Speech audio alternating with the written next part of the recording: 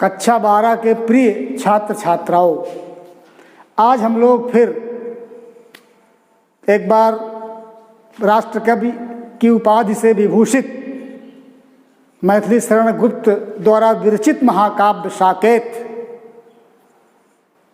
से संकलित किया गया और आपकी पाठ्यपुस्तक में गीत शीर्षक के रूप में संग्रहित कविता का तीसरा पद पढ़ने के लिए तैयार हैं। और इसके पहले की व्याख्या की जाए, मैं आपको इसके विषय में ये बताना चाहता हूँ कि साकेत महाकाव्य राम कथा परंपरा का महाकाव्य है। गुप्त जी ने अपने इस महाकाव्य में उपेक्षित नारी पात्र उर्मिला को महत्व देने का जो भरपूर प्रयास किया है और कलंकित कैकेयी के चरित्र को प्रक्षालन करने का जो कार्य किया है वो अपने आप में अपूर्व है। और उर्मिला का विरह वर्णन जो है वो साकेत की एक असाधारण घटना भी है। दूसरे शब्दों में आप ये समझ लीजिए कि अयोध्यापुरी के राजवंश में जितना उपेक्षा और विरह का सामना उर्मिला को करना पड़ा, उतना शायद राजवंश के किसी भी नारी को नहीं करना पड़ा। क्यों? वनवास हुआ राम को, लेकिन राम के साथ में लक्ष्मण और सीता दोनों 14 साल के लिए चले जाते हैं अयोध्या से। भरत और शत्रुघ्न अपनी पत्नियों के साथ मांडवी और सुदकीर्ति के साथ संयोगावस्था में अयोध्या में ही रहते हैं। केवल और केवल उर्मिला लक्ष्मण की पत्नी, वो लक्ष्मण के साथ वनवास में नहीं जाती हैं, वो विरही जीवन व्यतीत कर रही हैं। 14 वर्ष का विरह काल अयोध्या में ही बैठ करके और अपने पति लक्ष्मण के कल्याण कामना की हमेशा बात किया करती हैं। तो इसीलिए कुछ सुधीजन ऐसे भी हैं जो लौकिक कथा के आधार पर जब विश्लेषण करते हैं, ध्यान रखिएगा, लौकिक कथा के आधार पर जब विश्लेषण करते हैं राम की पत्नी सीता और लक्ष्मण की पत्नी उर्मिला का, तो वो लोग उर्मिला को सीता से श्रेष्ठ मानते हैं। क्यों? उनका तर्क है कि सीता राम के बिना अयोध्या में नहीं रह सकी, इसीलिए वो राम के साथ वनवास में गई, जबकि सीता को वनवास नहीं दिया गया था। और उर्मिला अपने पति लक्ष्मण को त्याग करके विरही अवस्था में 14 वर्ष का जीवन बिता दिया अयोध्यापुरी में रह करके, इसीलिए वो सीता से श्रेष्ठ कहीं न कहीं दिखाई पड़ती हैं। ऐसा कुछ विद्वानों का मत है। तो आइए अब हम चल रहे हैं आपके पाठ्यक्रम की ओर। इस साकेत महाकाव्य का जो 9वां सर्ग है, उसी 9वां सर्ग से इसको लिया गया है। आपके जो पुस्तक में एक काव्य खंड है गुप्त जी का, और खड ऋतु वर्णन तथा काम की 10 दशाओं का वर्णन इस 9वें सर्ग में किया गया है। उसी में से एक छोटा सा अंश आपके पुस्तक में है। शरद ऋतु का आगमन हो चुका, बीत गई। शिशिर ऋतु भी आई और उससे उर्मिला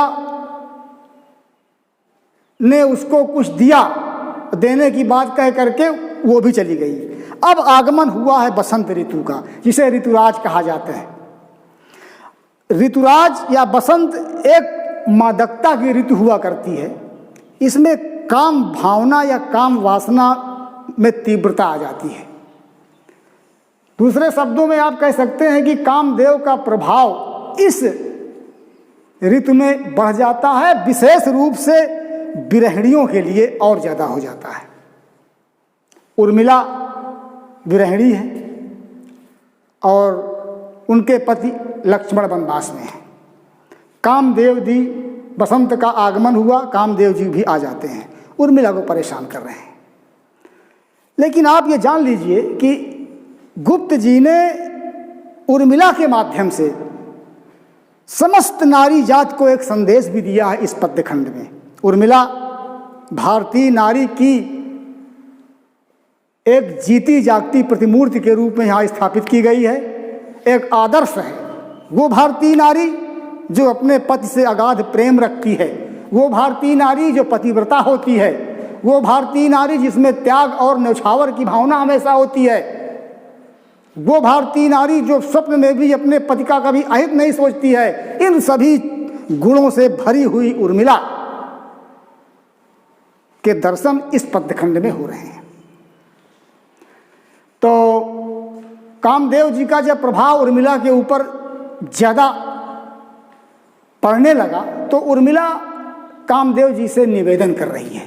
बच्चों, इस पद्यखंड की जो 3 लाइनें हैं, शुरुआत की 3 लाइनें, इनमें निवेदन किया गया है उर्मिला के द्वारा कामदेव जी से।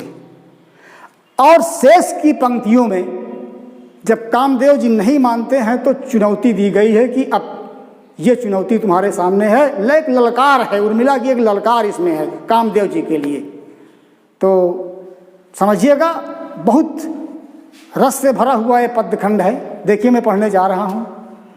मुझे फूल मत मारो, मैं अबला बाला वियोगिनी, कुछ तो दया विचारो, होकर मधु के मीत मदन पट तुम कटु गरल नगारो, मुझे विकलता तुम्हें विफलता ठहरो श्रम परिहारो, नहीं भोगनी यह मैं कोई जो तुम जाल पसारो, बल हो तो सिंदूर बिंदु या हर नेत्र निहारो, रूप दर्प कंदर्प तुम्हें तो मेरे पति परवारो, लो ये मेरी चरण धूल उस रथ के सिर पर डारो, मुझे फूल मत मारो। आइए, कामदेव जी अपना प्रभाव उर्मिला के ऊपर छोड़ रहे हैं, उसको विचलित करना चाहते हैं, उसको पथ से डगमगाना चाहते हैं। जो सतीत्व के पथ पर वो चल रही है उस पथ से उसको डगमगाना चाहते हैं। तो उर्मिला उनसे निवेदन करती है कि कामदेव जी, मुझे फूल मत मारो।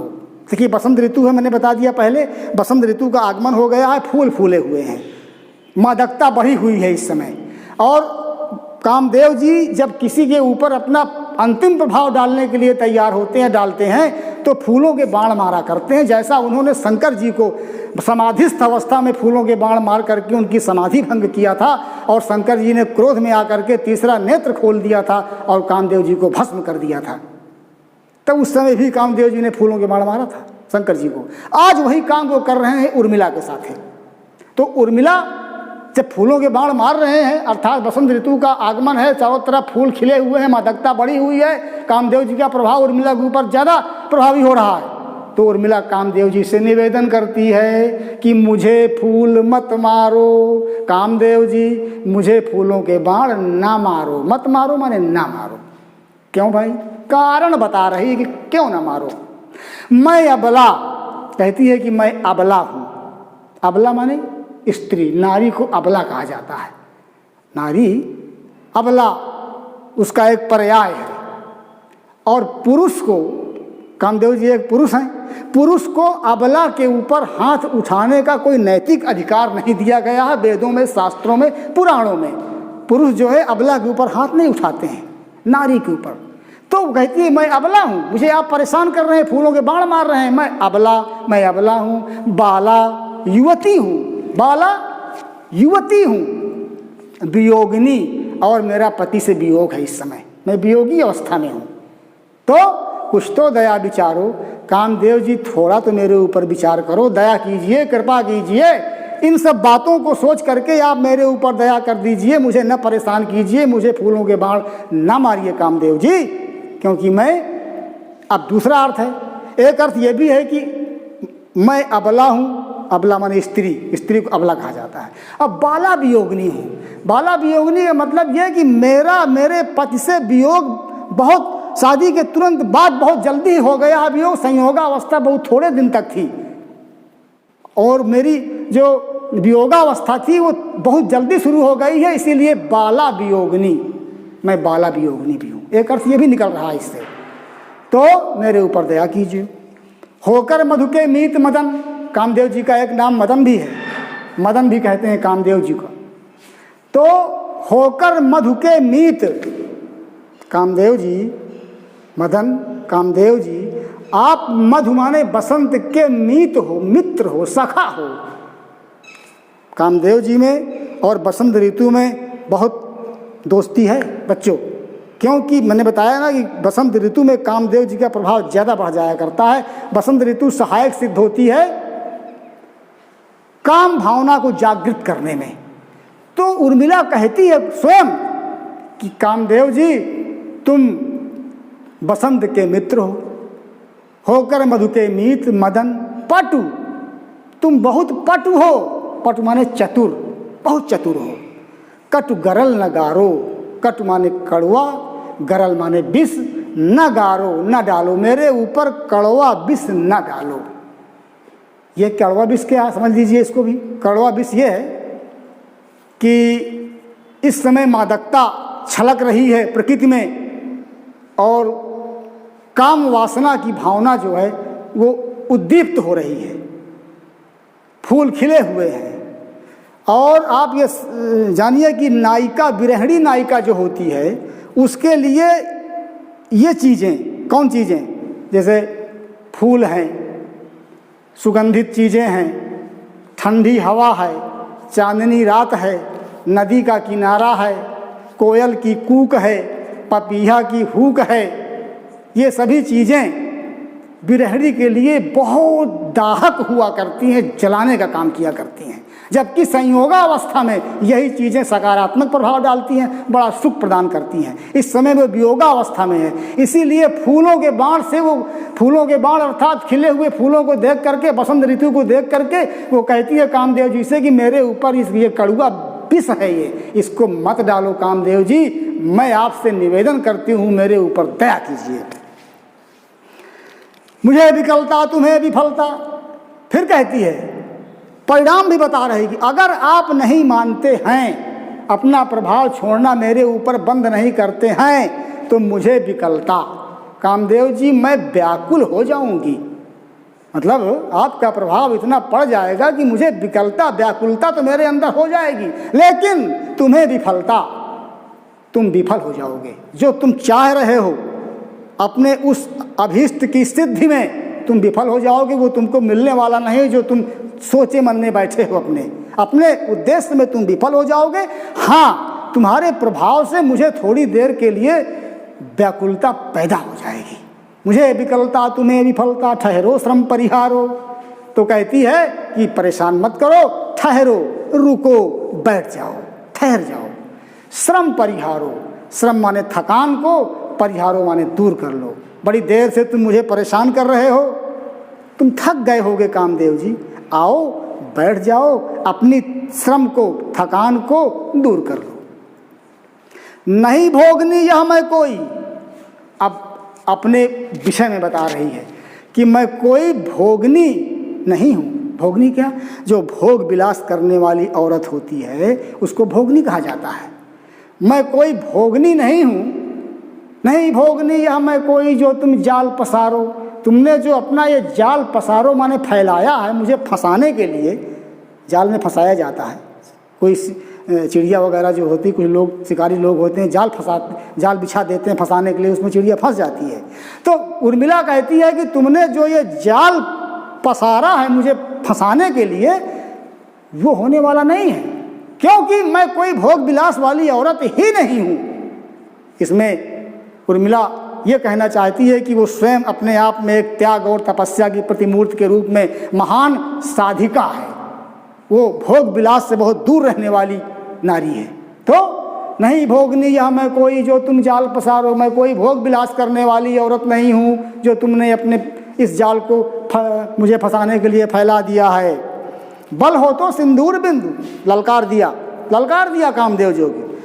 अगर तुम्हारे बल हो, अगर तुम्हारे दम हो, बल माने दम, तो क्या करो, बल हो तो सिंदूर बिंदु, ये मेरी सिंदूर की रेखा है, मस्तक के ऊपर भारतीय नारियां जो होती हैं वो शादी के बाद अपने मस्तक के ऊपर सिंदूर की रेखा लगाती हैं। उससे मालूम हो जाया करता है कि इस स्त्री का विवाह हो गया है, वो उसकी पहचान होती है। और वो पहचान उस सिंदूर की रेखा में बहुत बड़ा दम भी उसमें होती, बहुत कुछ भरा होता है। तो वो अपनी सिंदूर की रेखा को दिखा रही है, कहती है अगर तुम्हारे दम हो, अगर तुम्हारे बल हो तो देखो मेरी इस सिंदूर की रेखा। बल हो तो सिंदूर बिंदु यह हर नेत्र निहारो। इसको निहारो माने देखो कैसे, जैसे हर का नेत्र, हर माने शंकर का, नेत्र माने तीसरी आंख।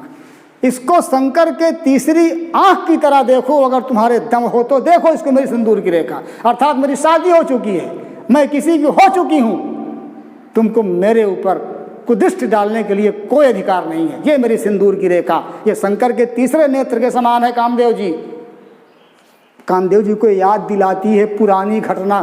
बालको, अब ये तो एक अंतर कथा है, आप लोग जानते होंगे कि शंकर जी ने कामदेव जी को किस प्रकार भस्म कर दिया था, उसकी एक अलग कथा है। तो वही कथा उसी कहानी को याद दिला रही है उर्मिला कि तुम्हारी एक बार शंकर जी ने अपनी तीसरी नेत्र से जो दुर्गति किया था वही दुर्गति हो जाएगी अभी तुम्हारी, फिर अगर तुमने मुझे परेशान करना बंद ना किया तो। बल हो तो सिंदूर बिंदु या हर नेत्र निहारो, और रूप दर्प कंदर्प तुम्हें तो ठीक है।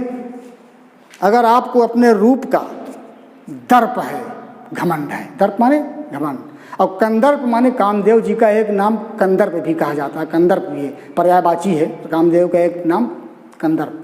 आए कामदेव जी, अगर आपको अपने रूप के ऊपर घमंड है, बालको 9 प्रकार के मद होते हैं दुनिया में। घमंड या मद या दर्प 9 प्रकार के होते हैं। कोई बहुत ज्ञानी है, कोई बहुत विद्वान है, कोई बहुत धनी है, कोई बहुत पराक्रमी है, कोई बहुत सुंदर है, हाँ, कोई ध्यानी है। इस प्रकार से मिला करके 9 प्रकार के मद होते हैं। उन्हीं 9 मद में से एक सौंदर्य मद होता है। वही याद दिला रही है उर्मिला कामदेव जी को। अगर आपको अपने रूप पर घमंड है, रूप दर्प है तुमको, आप जानते हैं ना कि कामदेव जी से ज़्यादा खूबसूरत या सुंदर कोई दूसरा देवता नहीं था। सुंदरता के देवता ही हैं ये, कामदेव जी से सबसे सुंदर माने गए हैं। तो कहती है कि अगर आपको घमंड है अपनी सुंदरता का कामदेव जी, तो क्या करो, लो मेरे पति पर वारो, तो जाओ मेरे पति लक्ष्मण के ऊपर अपने इस सुंदरता को वारो माने न्यौछावर कर दो। अर्थात मेरे पति लक्ष्मण की सुंदरता के सामने तुम्हारी सुंदरता कुछ नहीं, तुम दूर दूर तक कहीं नहीं टिक पा रहे हो कामदेव जी। इसीलिए इस घमंड को भी परित्याग कर दो और लो ये मेरी चरण धूल, आओ आ करके मेरे चरणों की धूल, पैरों की धूल को ले लो। देखिए ये कितना बड़े आत्मविश्वास के साथ उर्मिला कामदेव जी को बुला करके अपने पैरों की धूल लेना चाहती है। अपने एक सतीत्व के बल से, एक पतिव्रत धर्म के बल से ललकार रही है कि आओ मेरे पैरों की धूल को ले लो और ले जा करके अपनी पत्नी रति, कामदेव जी की पत्नी का नाम था रति, अपने रति के सिर के ऊपर डाल दो। लो यह मेरी चरण धूल उस रति के सिर पर डालो, आओ मेरे पैरों की धूल ले लो और ले जा करके इसको अपने पत्नी रति के सिर के ऊपर डाल दो। अर्थात कहाँ पैर कहाँ सिर, सिर शरीर का सबसे ऊपरी भाग होता है, पैर शरीर का सबसे नीचे का भाग होता है, निम्न स्तर उसको स्थान मिला होता है। और फिर पैरों की धूल लपटी रहने वाली धूल, उस धूल को ले जा करके कहाँ रखो, सिर के ऊपर अपनी पत्नी के। अर्थात प्रेम करने के मामले में जितना मैं अपने पति लक्ष्मण से प्रेम करती हूँ उतना तुम्हारी रति तुमसे प्रेम न करती होगी। प्रेम के मामले में मेरी उसकी कोई क्षमता नहीं है।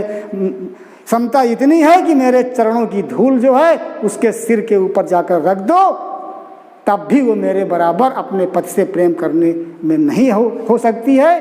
तो कामदेव जी अब मुझे फूलों के बाण मत मारो। बच्चों, ये गुप्त जी का जो पद है इसमें कुछ काव्यगत विशेषताएं भी हैं, आप इसको समझ लीजिए। इसमें परिष्कृत खड़ी बोली का प्रयोग किया गया है, भाषा जो है परिष्कृत खड़ी बोली है। रस पूरे में वियोग श्रृंगार रस का प्रयोग है। छंद जो है गेय पद है, पूरा का पूरा पद गेय पद में है छंद में। शैली मुक्तक शैली है।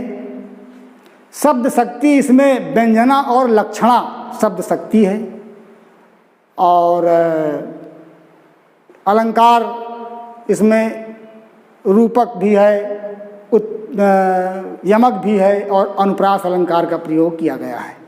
तो आप लोग इसे अच्छी तरह से पढ़ करके और इसका अध्ययन करते रहें। चलिए आइए इसके आगे वाला पद हम लोग पढ़ें। यही आता है इस मन में, छोड़ धान धम जाकर मैं भी रहूं उसी वन में। प्रिय के व्रत में विघ्न न डालूं, रहूं निकट भी दूर। व्यथा रहे पर साथ साथ ही समाधान भरपूर।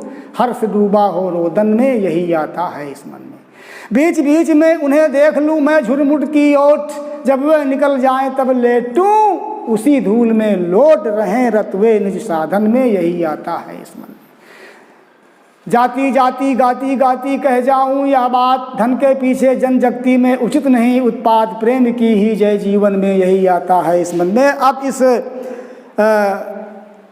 खंड में पूरे के पूरे समझो कि इस पद खंड का एक संदेश, एक उद्देश्य जो है निकल करके आ रहा है। उर्मिला अब अपने मन में सोच रही है, विरही अवस्था में उर्मिला अब अंतिम एक मन में कोई निर्णय लेना चाहती है। अब देखिए क्या निर्णय लेना चाहती है, कहती क्या है कि यही आता है इस मन में, कि मेरे मन के अंदर अब एक यही बात आती है। क्या आती है? छोड़ धाम धन जाकर मैं भी रहूं उसी वन में। मैं सब कुछ छोड़ दूं, धाम इस घर को छोड़ दूं, इस महल को छोड़ दूं, धन दौलत सब छोड़ दूं, छोड़ करके मैं भी चली जाऊं और कहाँ रहूं? उसी वन में। किस वन में? जिस वन में मेरे पति लक्ष्मण रह रहे हैं, मैं भी सब कुछ यहाँ का राजपाट छोड़ करके उसी वन में जाकर रहूं, यही मेरे मन में अब आता है। प्रिय के व्रत में विघ्न न डालूं, रहूं निकट भी दूर। लेकिन एक बात है, वहां जाने के बाद मैं अपने प्रियतम लक्ष्मण के व्रत में बाधा नहीं बनूंगी। अर्थात मेरे प्रियतम लक्ष्मण ने जो व्रत लिया है उसमें मैं विघ्न के रूप में नहीं उपस्थित होंगी। अब बच्चों, लक्ष्मण जी ने व्रत क्या लिया था? लक्ष्मण जी का वही व्रत था कि नींद नारी भोजन 14 साल तक सेवन नहीं करना है। नींद का सोते नहीं थे, नारी से दूर थे, और भोजन खाना भी नहीं खाया 14 साल तक। यही उनका व्रत था। तो कहती है मैं जाऊंगी उस वन में जरूर जहाँ वो रहते हैं, लेकिन जो व्रत वो लिए हैं उनके व्रत में विघ्न नहीं डालूंगी। रहूं निकट भी दूर, उनके निकट रहते हुए भी दूर रहूंगी। अर्थात मैं तो उनको देखती रहूंगी, लेकिन वो मुझको जानेंगे कि अयोध्या में है, बहुत दूर है, लेकिन मैं रहूंगी उनके पास। तो व्यथा रहे पर साथ साथ ही समाधान भरपूर। मेरे अंदर जो व्यथा है, जो पीड़ा है, वो दर्द है, वो तो बनी रहेगी, लेकिन साथ साथ उस पीड़ा का समाधान भी मिलता रहेगा। क्योंकि जब मैं अपने प्रीतम को देखती रहूंगी तो मेरी व्यथा, मेरी पीड़ा जो है वो भी समाप्त होती रहेगी। हर्ष डूबा हो रोदन में, यही आता है इस मन में। मेरा हर्ष, मेरी खुशी जो है वो रुदन में डूबी रहेगी, यही मेरे मन में आता है। बीच बीच में उन्हें देख लूँ मैं झुरमुट की ओट। कहती है कि वन में जब मैं रहूँगी जंगल में, तो बीच बीच में जहाँ झुरमुट है, पेड़ों के झाड़ियों के झुरमुट जो हैं, उनमें मैं छिपी रहूँगी और उनको झुरमुट के अंदर से ही धीरे से देख लिया करूँगी बीच बीच में। जब वे निकल जाएं तब लेटूं उसी धूल में लौट। और जिस रास्ते से मेरे प्रियतम लक्ष्मण निकलेंगे, जिस रास्ते से, तो मैं भी निकलने के बाद, उनके चले जाने के बाद उसी रास्ते की धूल में जाकर लौट जाऊंगी, अपने शरीर पर उस धूल को लगा लूंगी। क्योंकि प्रियतम ना मिले तो नहीं सही, कम से कम उनके पैरों की स्पर्श की हुई वो धूल मेरे शरीर में आकर के लग जाएगी, तो मुझे शांति मिल जाएगी। देखिए प्रेम की चरम पराकाष्ठा यहाँ पर गुप्त जी ने प्रस्तुत किया है। रहे रत वे निसाधन में, वो जो साधन जो कार्य कर रहे हैं उसमें रत माने लगे रहें, यही मेरे मन में आता है। जाती जाती गाती गाती कह जाऊं, या बात कहती है कि जाते जाते और गाते गाते मैं ये बात कहना चाहती हूँ क्या, कि धन के पीछे जन जगती में उचित नहीं उत्पात, कि धन दौलत के पीछे, पैसा रुपया के पीछे इस संसार में उत्पात उचित नहीं होता है, उपद्रव उचित नहीं होता है, लड़ाई झगड़ा उचित नहीं होता है। धन दौलत नश्वर होता है और इसको यहाँ नहीं करना चाहिए उपद्रव। प्रेम की ही जय जीवन में, जीवन में अगर जय किसी की होती है, विजय किसी की होती है तो वो है प्रेम। एक दूसरे से मानव जाति प्राणी मात्र एक दूसरे से प्रेम करे, प्रेम ही विजयी होता है। धन दौलत के पीछे लोग तमाम तरह के उपद्रव करते हैं, लड़ाई झगड़ा करते हैं। ये संदेश आ रहा है बच्चों सबके लिए कि धन दौलत बहुत बड़ी चीज़ नहीं होती है, प्रेम से बड़ी कोई चीज़ नहीं होती है। प्रेम पूर्वक जीवन बिताओ, सब लोग प्रेम से रहो, सब लोग एक दूसरे के काम आओ, और धन दौलत को बहुत अधिक महत्व दे करके आपस में शत्रुता या बैर फैलाना अच्छा नहीं है। इस पद्यखंड का मुख्य संदेश यही है। और उर्मिला कहती है कि अब यही मेरे मन में आता है कि मैं भी जाऊं और उसी वन में जा कर के रहूं जहाँ पर मेरे प्रियतम लक्ष्मण रह रहे हैं।